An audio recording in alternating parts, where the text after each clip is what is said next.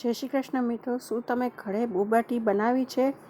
નથી બનાવી તો આજે હું આપને આ રેસીપી શેર કરી રહી છું. બોબાટી બહુ જ ઇઝી રેસીપી છે, ઇઝીલી બનાવી શકો છો ઘરે. તેના માટે આપણે પહેલાં સાબુદાણા લેવાના છે. આ સાબુદાણા જે છે એનો મેજરમેન્ટ હું મેન્શન કરી દઉં છું.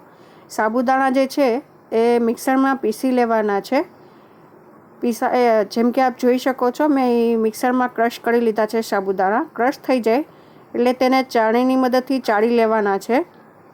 જેમ કે આપ જોઈ શકો છો, ચાળી લીધા બાદ તે સાબુદાણાનો જે પાવડર હોય છે એ તમે તૈયાર પાવડર પર સાબુદાણાનો યુઝ કરી શકો છો સાબુદાણાની બદલે.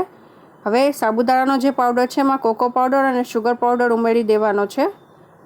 મેજરમેન્ટ અહીંયા મેં મેન્શન કરી દીધા છે. કોકો પાવડર, સુગર પાવડર ઉમેરાઈ જાય એટલે મિક્સ કરી દેવાના છે.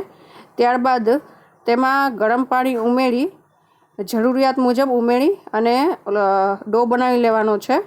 અને એમાં ડો સરખો ના બને તો મિલ્ક પાવડર ઉમેરીને બોલ્સ બનાવી શકો છો.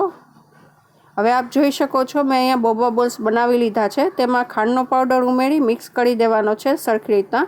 ત્યારબાદ ઉકળતા પાણીમાં આ બોબા બોલ્સ ઉમેરી દેવાના છે. 10 મિનિટ સુધી મેં અહીં ઉકાળ્યા હતા. આ બોબા બોલ્સ 10 મિનિટ સુધી ઉકળી જાય એટલે કલર ચેન્જ થઈ જશે ને ફૂલી જશે અને કલર પણ ચેન્જ થઈ જશે. મેં અહીં વિડીયો જે છે એ નથી ઉમેર્યો, પણ આ ઉકળી જાય ત્યારબાદ બોલ્સ છે ઠંડા કરવા રાખી દેવાના છે પાણી નીતાળવા મૂકીને. હવે આ બોબાટી બહાર કેવી લાગે છે ખબર નથી, પણ મેં ઘરે બનાવી છે. બહુ જ સરસ ટેસ્ટ આવેલો હતો. તમે બહાર પીધી હોય તો જરૂરથી જણાવશો કેવો ટેસ્ટ હોય છે. હવે કેરેમેલાઇઝ તૈયાર કરવાનું છે. એના માટે ખાંડ, પિંચ ઓફ વોટર એટલે કે પાણી ઉમેરી દેવાનું છે, અને થોડો કોફીનો પાવડર ઉમેરી દેવાનો છે. હવે કેરેમેલ તૈયાર થઈ જાય એટલે એમાં ઠંડા થયેલા બોબા બોલ્સ ઉમેરી ઘટ્ટ થવા દેવાના છે કે બોબા બોલ્સ છે, અને ઠંડા થવા સાઈડમાં રાખી દેવાના છે. અને કોફીનું મિશ્રણ તૈયાર કરી લેવાનું છે.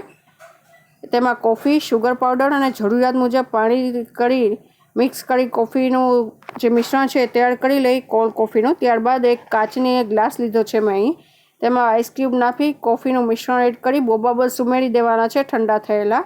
ત્યારબાદ ખાંડવાળું દૂધ ઉમેરી ત્યાં ફરીથી કોફીનું મિશ્રણ એડ કરી દેવાનું છે અને કોફી મિક્સ કરી દેવાની છે તેમાં. તો તૈયાર છે બોબા બોલ્સવાળી બોબાટી. મને તો બહુ જ પસંદ આવી રેસીપી.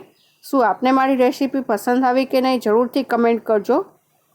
રેસીપી પસંદ આવી હોય લાઇક, શેર, સબસ્ક્રાઈબ કરવાનું ભૂલતા નહીં. Thank you.